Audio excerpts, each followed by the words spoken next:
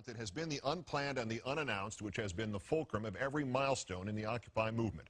Saturday night, as a piece of tape we played earlier showed, when police clashed with protesters in Times Square, an American veteran of the war in Iraq stood up for the people behind the barricades. Why are y'all walking like there's a war going on? Nobody has guns! I'm in New York City. I am from New York City, and these cops are hurting people that I fought to protect. There's no reason for this. There's no honor to hurt unarmed civilians, and I won't let it happen. Sergeant Shamar Thomas is a Marine veteran, served 2 tours in Iraq, took part in Fallujah in the second battle. Comes from a military family. Both his parents are veterans. His father served in Afghanistan, his mother in Iraq. It's an honor to have you here, sir. Thank you. I appreciate it. Why'd you go to Times Square Saturday night, particularly wearing your medals and your uniform? I initially went to the protest on October 5th, and I saw the police brutality, and it made me want to get involved even more to, you know, the understanding that, you know, we have young men and women out here who are trying to inspire, you know, change. And so why wouldn't I want to be a part of that? Protesters didn't know what to do because obviously you were hitting a chord with these people. What were you trying to say? And obviously we have the quotes, we have the tape, we played it, but what was in your mind as you were, you know, expressing yourself in that vocal manner? Well, I've been to Iraq twice. I've been in, I was in a riot in Rupa, Iraq in 2004 where we had rocks thrown at us, and after the rocks were thrown, we didn't go beating up people and arresting people, you know what I mean? We kind of treated it with a level of humility, you know what I mean? And to have the cops beating, I saw, you know, a cop punching a woman in the face, you know, to see that in my own country, you know, my family fought for this country for people to have a right, and these people are peaceful. I haven't seen a video yet where I've seen them try to hurt the cops. So why are they using batons and sticks? Why are they in riot gear when nobody's trying to riot, you know? Did you have a sense at the time that they were listening to you? Oh, I know for sure they were listening to me. I have no doubt in my mind that they were listening to me. I had the fire in my gut, you know, so to speak. Like they knew what I meant. You know, I've been to, you know, on over 50 combat missions, so the intensity is there. They know that I'm telling the truth, you know. They know in their hearts what, you know, what I'm saying is right. And it seemed like you were a cold bucket of water against their sort of fevered, what's going to happen now thing, because you actually been in the real thing where it was life and death, and this was not it. And that was what you're trying to get to them? It's a time and place for things, you know. It wasn't, when the situation arises where the crowd starts getting frantic, that's when it's time to say, you know what, the crowd is getting frantic.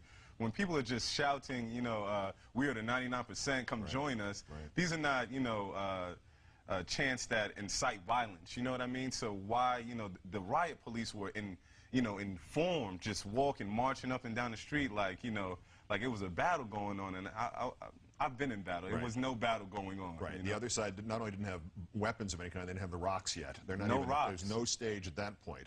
Give me your assessment of the messages that are coming from Occupy Wall Street, and are you in favor of them, opposing the corporate greed and holding the banks accountable and supporting the middle class, principally those three? I support everybody's view. I tell people all the time that I'm not a part of any political party. I'm not a part of any group or anything like that. I'm an American citizen. Okay, so then what does this mean to you? What this means to me is that this is our time in our generation to change the greed that is in America. Like both of my parents did 20 plus years in the military, and they have to find jobs now.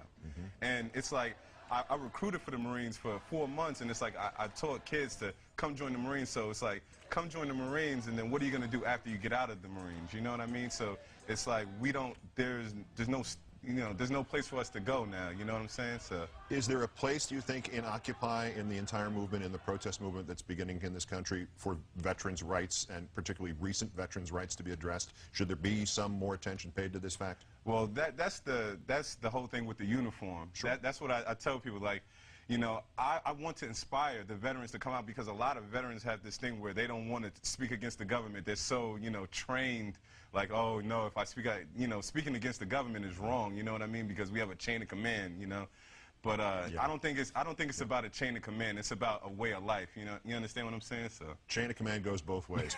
Sergeant Shamar Thomas, U.S. Marine Corps, whose mother, father, grandfather, and great-grandfather also served this country through Iraq and Afghanistan and Vietnam and World War II. Great thanks to you for your service, to them for their service, and spectacular work on Saturday night. Thank you.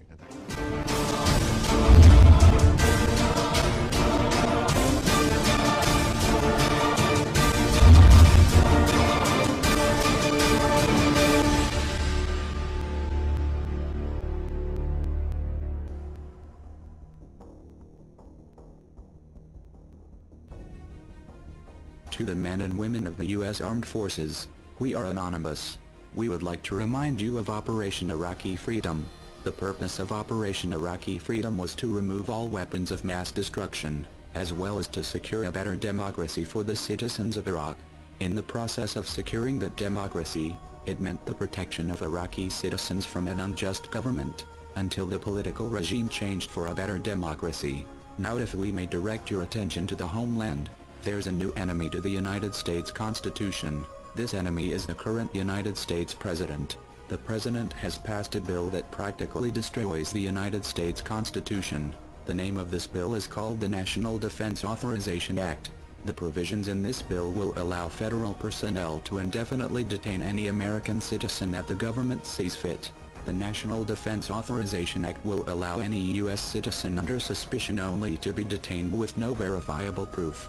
Most critical are Sections 1031 and 1032. Section 1031 states that all persons accused do not get a trial, American citizen or not. You as the men and women of the United States Armed Forces took an oath to uphold the United States Constitution, and to defend it at all costs. Do not allow this injustice upon the Constitution proposed by the President, or orders from your superiors to hinder your judgment as human beings, or to seek the facts and evidence to support terrorist activity. The government is already classifying protesting as low-level terrorism. Do not follow suit. The protesters are exercising their First Amendment rights to petition the government for a positive change. Not only did the government take away the people's rights but your rights as well. Before you are Marines, Army Rangers, Navy crewmen, or fighter pilots, you are citizens first. The First Amendment in the Constitution gives United States citizens the right to freedom of speech, religion, press, and to petition the government for a redress of grievances. The United States Constitution has worked flawlessly for the last 220 years. It is not the President's decision to change the Constitution whenever he sees fit. The Constitution was written by the founders of the United States. It is not the President's decision to make the United States a war zone and to enforce a nationwide police state. He is not the supreme ruler. He led the country to believe that hope would bring change for a better tomorrow. So far the only change has been a dictatorship that allows the brutal beatings of unarmed citizens, pepper spray to the faces of the elderly, and feet to the stomachs of pregnant women, as well as a bullet to the face of a military veteran named Scott Olson, from Oakland, California, in hopes to silence a revolution that refuses to be silenced. This is America, the land of the free. We will not be silenced. We will not go quietly. You go to foreign countries to protect the citizens from dictatorship and unjust laws. Now it's time to protect the citizens of your own nation, as the United States government is now inflicting fear on its own people. Your allegiance is to the people of the United States, not to the people that control the government. We are anonymous. We are legion. We do not forgive political injustice. We do not forget political dictatorship. To the United States government, expect us.